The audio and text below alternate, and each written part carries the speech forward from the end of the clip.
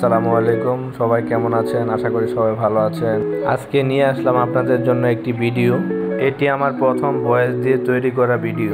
আশা করি আপনাদের কাছে ভিডিওটা ভালো লাগবে। এই নিঝুম বৃষ্টির মধ্যে আমাদের পুকুরে পোনা নিয়ে পোনা ছাড়ার জন্য যাচ্ছি আমরা। আমার এক বড় ভাই সাথে আছে, আরেকজন ভার নিয়ে পোনা নিয়ে যাচ্ছে পুকুরে। আশেপাশে প্রচুর বৃষ্টি হচ্ছে, কিন্তু তারপরও বৃষ্টি তো আর থেমে থাকে না। মন্টু কাকু, আপনি কি ডিসাইড করতে পারছেন আপনি কোন দিকে যাবেন? উত্তরে যাবেন না দক্ষিণে যাবেন, না পূর্বে যাবেন, না পুকুরে যাবেন? আপনি ডাইনে যান। ডাইনে গেলে আপনার জন্য ভালো হবে, রাস্তাটা ভালো আছে। আর দেখেন, ব্যথা পেতে পারেন। আশেপাশে কৃষি জমি আছে, তার মাঝখান দিয়ে পুকুরটা কিন্তু আমাদের অনেকটা বড়। প্রচুর বৃষ্টি হচ্ছে, পরিবেশটা অনেক সুন্দর। আমরা নর্মালি মনে করি যে মাছ যারা বয়ে নিয়ে আসে খুবই কষ্ট কম, কিন্তু মাছের পোনার সাথে যে পানি সহ ভারটা কীভাবে আঁকা বাঁকা হচ্ছে, তারপরও অনেক কষ্টের মধ্যে উনি নিয়ে আসছে। এই বৃষ্টির মাঝেও আমার কাকু লাগে, কাকু আমার সাথে খুব ফান করতেছে। দেখি উনি কীভাবে মাছটা ছাড়ে। আমাদের পুকুরে খুব বৃষ্টি হচ্ছে, তো দেখতে পরিবেশটা খুব সুন্দর। পড়ে যাবেন, দেখেন। কাকুরে বলছিলাম যে ডাইনে নামার জন্য, সে আমার থেকে একটু বেশি বুঝছে যে ওইদিকে যায়। যাওয়াটা অবশ্য ঠিক আছে, পরে বুঝতে পারে যে ওইদিকে গেলে আবার পা পেছলে পরে যেতে পারে, সেজন্য আবার ব্যাক করে। আর সাথে বড় ভাই একটা আছে, ভান্ডারি বাবা। আমি তো আগেই বলেছিলাম আপনাকে যে ওই দিক গেলে আপনি পড়ে যেতে পারেন। কাকুকে আমি নিষেধ করেছি যে ওই দিক দিয়ে নামেন না, এই দিক দিয়ে নামেন। তারপর উনি চেষ্টা করতেছে আমার বলা জায়গা দিয়ে নামার জন্য।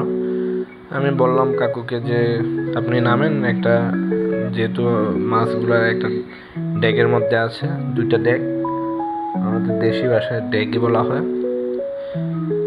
একটা ডেক উনি নিচে নামাইছে, আর একটা ডেক আমরা দুইজন আছি, তো একটু হেল্প করলাম নিচে নামানোর জন্য। তারপর মাছ দেখে লোভ সামলাতে পারলাম না, আমি নিজেও নেমে গেলাম। মাছগুলা খুব ছোট, তো দেখতে ভালো লাগে। আর মাছ ছাড়ার একটা পদ্ধতি হলো, মাছ পানির মধ্যে মিক্স করে একটু তাপমাত্রাটা অ্যাডজাস্ট করা লাগে। অ্যাডজাস্ট করার পর একটু অপেক্ষা করে তারপর ছেড়ে দিতে হয় আস্তে আস্তে। আপনারা দেখতে পাচ্ছেন মাছের পোনাগুলো খুব লাফিয়ে লাফিয়ে বের হচ্ছে আস্তে আস্তে। উনিও ছেড়ে দিচ্ছে, খুব সুন্দর। একটা মরা মাছ দেখা গেল, মানে এতগুলো মাছের মধ্যে একটা মরা মাছ ভেসে আছে। আর বাকিগুলো দেখলাম খুব তাজা, চিকচিক করতেছে। একেবারে সব ঢেলে দিল, একটা ডেক পুরো ফাঁকা হয়ে গেল। আর একটা ডেক ছাড়বে এখন, ওটা তো পানি একটু কমিয়ে নিল। আমরা এদিক দিয়ে নামার কারণে প্রচুর বৃষ্টি হচ্ছে, তো পায়ের কাদা ছিল, নিচের মাটিটা নরম, পানিটা একটু রং লাল হয়ে গেছে। আমাদের এদিক তো লাল মাটি। আর পোনাগুলো দেখেন কিভাবে সুন্দর হয়ে যাচ্ছে, চকচক করতেছে। উনি আমাকে দেখাচ্ছে হাতে নিয়ে। ভাবলাম যে দেখানোর দরকার নেই, সব ফেলে দেন। এই যে অনেকটা লাফিয়ে যাচ্ছে, পুকুরটা অনেক বড়, মাছগুলো অনেক বড় হবে। উনি আমাকে বলতেছে যে মাছগুলো ছেড়ে দিয়েছে, তো হয়তো বা 1 বছরের ভিতরে অনেক বড় হয়ে যাবে। আশেপাশে পরিবেশটা সুন্দর বলতে বৃষ্টির পানিটা পড়তেছে, দেখতেও ভালো লাগতেছে। আমি অবশ্য মাথায় ছাতা দিয়ে রেখেছি, উনি অবশ্য একবারে ভিজিয়ে চুপ। আমি বললাম যে কি করা যায়, তাহলে চলেন বাসায় চলে যাই। উনিও চলে যাবে। উনি ভাড়টা 2000 টাকা করে নিয়ে আসছিল। পরে আমরা সিদ্ধান্ত নিলাম যে 2000 টাকার মধ্যে ওনার ভাড়াটা দিয়ে দেবো, আর 2000 টাকা আলাদা দিয়ে দেবো। ভাড়া সম্ভবত 500 টাকা দেওয়া লাগবে। আর ছোট ভাই না বড় ভাই যে একজন আছে, সে পাড়ের উপর থেকে আমাকে সাজেশন দিচ্ছে, এই দেখ মাছ মরা আছে কিনা বা মরে গেছে কিনা। এখন আমরা উপরে ওঠার চেষ্টা করতেছি, ওকে বললাম আমার হাতটা ধরার জন্য। আমার হাতটা ধরলো।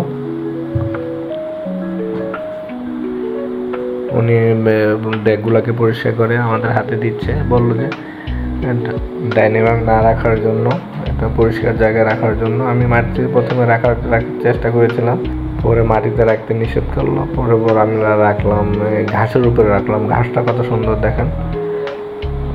আর আমার বান্ডারি বাবার কাছে একটা দিয়েছি। বান্ডারি বাবা বলাতে হয়তো বা রাগ করতে পারে, এমনি মজা করে বললাম। এটা আমার প্রথম ভিডিও, কথার ত্রুটি থাকতে পারে, একটু ক্ষমা দৃষ্টিতে দেখবেন। আর কোনো পরামর্শ থাকলে অবশ্যই দিবেন, একটু লাইক করে দিন।